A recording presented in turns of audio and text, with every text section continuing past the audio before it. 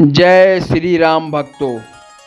अन्नपूर्णा व्रत कथा हम आपके समक्ष उपस्थित हैं। अन्नपूर्णा व्रत कथा लेकर के मार्गशीर्ष मास के कृष्ण पक्ष पंचमी के दिन अन्नपूर्णा माता को समर्पित महाव्रत का प्रारंभ होता है। इस व्रत का श्रावण वैसे तो 17 दिनों तक नियमित रूप से किया जाता है, लेकिन बहुत से लोग 21 दिनों तक भी इस व्रत का पालन करते हैं। अन्नपूर्णा माता को समर्पित इस व्रत के दिन श्रवण की जाने वाली व्रत कथा का विशेष महत्व बताया जाता है। आज हम आपको इस व्रत कथा के बारे में बताने जा रहे हैं। माँ अन्नपूर्णा व्रत कथा आपको सुनाने जा रहे हैं।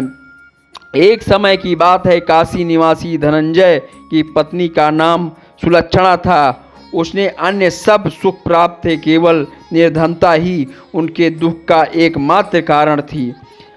यह दुख उसे हर समय सताता रहता था। एक दिन सुलक्षणा पति से बोली, स्वामी आप कुछ उद्यम करो तो काम चले, इस प्रकार कब तक काम चलेगा। सुलक्षणा की बात धनंजय के मन में बैठ गई और वह उसी दिन विश्वनाथ शंकर जी को प्रसन्न करने के लिए बैठ गया और कहने लगा, हे देवादि विश्वेश्वर, मुझे पूजा पाठ कुछ नहीं आता है, केवल आपके भरोसे बैठा हूँ। इतनी बंदी करके वह 2-3 दिन भूखा प्यासा बैठा रहा। यह देखकर भगवान शंकर ने उसे कान में अन्नपूर्णा अन्नपूर्णा अन्नपूर्णा इस प्रकार 3 बार कहा। यह कौन क्या कहा गया, इसी सोच में धनंजय पड़ गया कि मंदिर से आते ब्राह्मणों को देखकर पूछने लगा, पंडित जी अन्नपूर्णा कौन है। ब्राह्मणों ने कहा, तू अन्न छोड़ बैठा है, सो तुझे अन्न की ही बात सूझती है। जा घर जाकर अन्न ग्रहण कर। धनंजय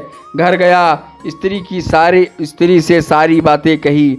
वह बोली, नाथ चिंता मत करो, स्वयं शंकर जी ने यह मंत्र दिया है, वह स्वयं ही खुलासा करेंगे। आप फिर जाकर उनकी आराधना करो। धनंजय फिर जैसा ही का तैसा पूजा में बैठ गया। रात्रि में शंकर जी ने आज्ञा दी और कहा, तू पूर्व दिशा में चला जा। वह अन्नपूर्णा का नाम जपता जपता और रास्ते में फल खाता, झरनों का पानी पीता। इस प्रकार कितने दिनों तक चलता रहा। वह उसे चांदी सी चमकती वन की शोभा देखने में, सुंदर सरोवर देखने में, या उनके किनारे कितनी ही अप्सराएं झुंड बनाए बैठी थी। एक कथा सुनती और सब मिलकर माँ अन्नपूर्णा इस प्रकार बार बार कहती। यह आगहन मास की उज्जैली रात्रि थी और आज से ही व्रत का आरंभ था। जिस शब्द की खोज करने वह निकला था, वह उसे वहाँ सुनने को मिला। धनंजय ने उसके पास जाकर पूछा, हे देवियों, आप क्या कहती हो। उन सब ने कहा, हम सब माँ अन्नपूर्णा का व्रत करती हैं। धनंजय ने पूछा, व्रत पूजा करने से क्या होता है, यह किसी ने किया भी है, इसे सब किया जाए, कैसे व्रत है, मैं कैसे विधि है, मुझसे भी विस्तार से बतलाओ। वे कहने लगी, इस व्रत को सब कोई कर सकते हैं। 21 दिन के लिए 21 गांठ का सूत लेना चाहिए। 21 दिन यदि बने तो एक दिन उपवास करके, यह भी ना बने तो केवल कथा सुनकर प्रसाद ले लें। निराहार रहकर कथा कहें। कथा सुनने वाला कोई ना मिले तो पीपल के पत्ते को रख, सुपारी या घृत कुमारी वृक्ष को सामने कर, दीपक को साक्षी कर, सूर्य, गाय, तुलसी और महादेव को बिना कथा सुनाए मुख में दाना ना डालें। यदि भूल से कुछ पड़ जाए तो 1 दिवस भी फिर उपवास करें। व्रत के दिन क्रोध ना करें और झूठ ना बोलें। धनंजय बोला, इस व्रत को करने से क्या होगा। वे कहने लगी, इस व्रत को करने से अंधों को नेत्र मिले, लूलों को हाथ मिले, निर्धन को धन आए, बाजी को संतान मिले और मूर्खों को विद्या मिले।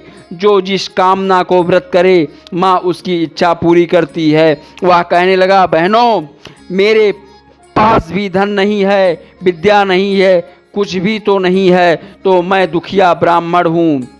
मुझे इस व्रत का सूत दोगी? हाँ भाई, तेरा कल्याण हो, हम तुझे अवश्य देंगे। ले इस व्रत का मंगल सूत्र ले। धनंजय ने व्रत किया और व्रत का पूरा हुआ। तभी सरोवर में से 21 खंड की सुवर्ण सीढ़ी हीरा मोती जड़ी हुई प्रकट हुई। धनंजय जय अन्नपूर्णा, जय अन्नपूर्णा पूर्णा कहता जाता था। इस प्रकार कितनी ही सीढ़ियाँ उतर गया तो क्या देखता है कि करोड़ों सूर्य की प्रकाशमान अन्नपूर्णा का मंदिर है।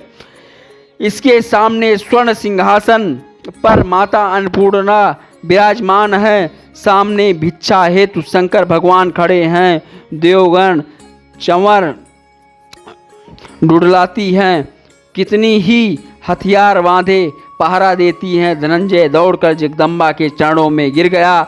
देवी उसे मन का कलेश जान गई। धनंजय कहने लगा, माता आप तो अंतर्यामिनी हो, आपको अपनी दशा क्या बताऊं। माता बोली, मेरा व्रत किया है, जा संसार तेरा सत्कार करेगा। माता ने धनंजय को जीवा पर बीज मंत्र लिखा।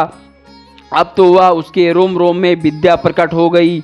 इतने में क्या देखता है कि वह काशी विश्वनाथ मंदिर में खड़ा है। माँ का वरदान ले धनंजय घर आया। सुलक्षणा से सब बातें कही। माता जी की कृपा से उसके घर में संपत्ति उमड़ने लगी। छोटा सा घर बड़ा हो गया, बड़ा गिना जाने लगा। जैसे शहद के छत्ते में मधुमक्खियाँ जमा होती, इसी प्रकार अनेक सगे संबंधी आकर उसकी बड़ाई करने लगे। कहने लगे, इतना धन और इतना बड़ा घर, सुंदर संतान नहीं तो इस कमाई का कौन भोग करेगा। सुलक्षणा से संतान नहीं है, इसीलिए तुम दूसरा विवाह कर लो। अनिश्चित होते हुए भी धनंजय को दूसरा विवाह करना पड़ा और सती सुलक्षणा को सौत का दुख उठाना पड़ा। इस प्रकार दिन बीतते गए। फिर अगहन मास आया। नए बंधन से बंधे पति सुलक्षणा ने कहलाया कि इसकी हम व्रत का प्रभाव से दुखी हुए हैं, इस कारण यह व्रत छोड़ना नहीं चाहिए। यह माता जी का प्रताप है जो हम इतने संपन्न और सुखी हैं।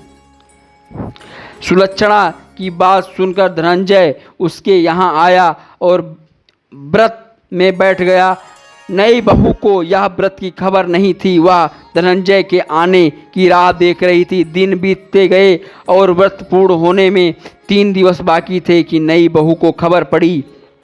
इसके मन में ईर्ष्या की ज्वाला दहकने लगी। सुलक्षणा के घर आ पहुँची और उसने वहाँ भगदड़ मचा दी। वह धनंजय को अपने साथ ले गई और नए घर में धनंजय को थोड़ी देर के लिए निद्रा आ दबाया। इसी समय नई बहू ने उसका व्रत सूत तोड़कर आग में फेंक दिया। अब तो माता जी का कोप जग गया और घर में अकस्मात आग लग गई। सब कुछ जलकर खाक हो गया। सुलक्षणा जान गई और पति को फिर अपने घर ले आई। नई बहू रूठ कर पिता के घर जा बैठी। पति को परमेश्वर मानने वाली सुलक्षणा बोली, नाथ घबराना नहीं, माता जी की कृपा से अलौकिक है। पुत्र कुपुत्र हो जाता है पर माता कुमाता नहीं होती। आप श्रद्धा और भक्ति से आराधना शुरू करो, वह जरूर हमारा कल्याण करेंगी। धनंजय फिर माता के पीछे पड़ गया। फिर वही सरोवर सीढ़ी प्रकट हुई और उसमें माँ अन्नपूर्णा कहा कर वहाँ उतर गया। वहाँ जा माता जी के चरणों में रुदन करने लगा। माता प्रसन्न हो बोली, यह मेरी स्वर्ण की मूर्ति लो, उसकी पूजा करना, तू फिर सुखी हो जाएगा। जा, तुझे मेरा आशीर्वाद है। तेरी स्त्री सुलक्षणा ने श्रद्धा से मेरा व्रत किया है, उसे मैं पुत्र दिया है। धनंजय की आंखें खोली तो खुद ही काशी विश्वनाथ के मंदिर में खड़ा पाया। वहाँ से फिर उसी प्रकार घर आया और इधर सुलक्षणा के दिन चढ़े और महीने पूरे हुए।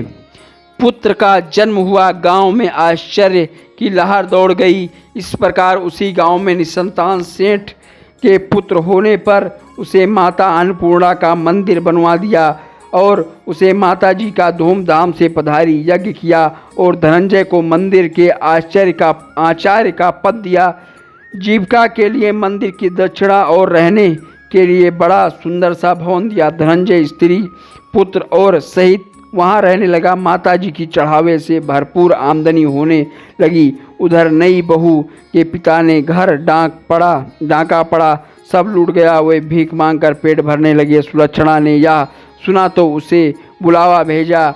अलग घर में लिया और उनके अन्न वस्त्र का प्रबंधन कर दिया। धनंजय सुलक्षणा और उसका पुत्र माताजी की कृपा से आनंद से रहने लगे। माताजी ने जैसे इस भंडारे भरे वैसे सबका भंडारा करे।